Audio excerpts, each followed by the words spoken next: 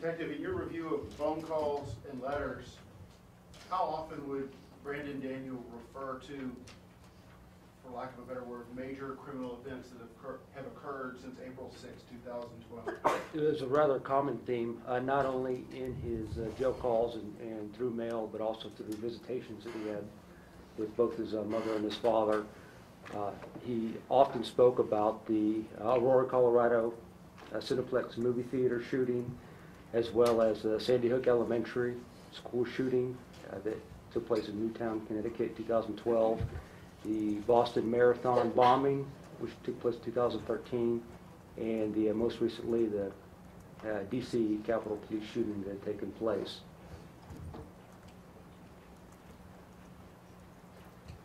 And was that ever in perspective of the people hurt? It was. He was rather intrigued, and I would say to the point of being fascinated with it. He often relayed details as to the number of casualties and the types of weapons that were utilized. Did it seem to come from a place of sympathy or empathy for those who are hurt, or just a fascination with the event? Fascination with the event, and even his mother on one point commented that she felt sorry for the shooter in the movie theater massacre. Detective Fugitt, you indicated that there were a number of mentions by Brandon Daniel of people who had committed mass shootings. That's what you were talking about just a moment ago, correct? That's correct. And do you agree with me that quite often these references to these mass shooters is saying those people's behavior was much worse than my behavior? Would you agree with that? I didn't come away with that impression, no. That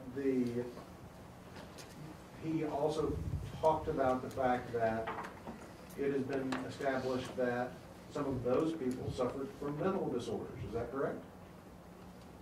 I don't specifically recall that either, and I don't remember any mention of him comparing himself to any of the suspects in those cases.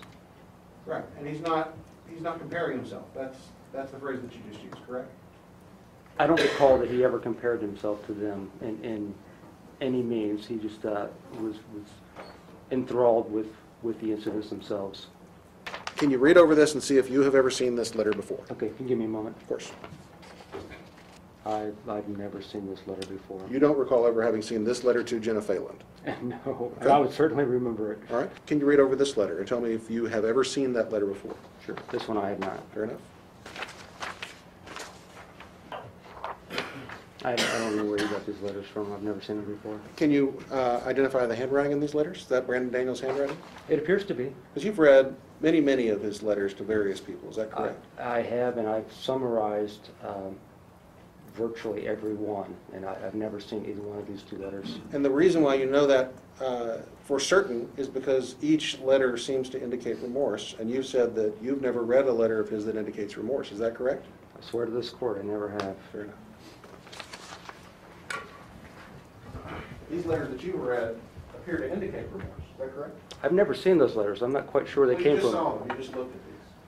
Right? Prior to right now, I don't know how you came into having those letters, but I'd never seen them. These letters indicate remorse. Is that correct? They do. They're quite different than any other letter I've ever read from him.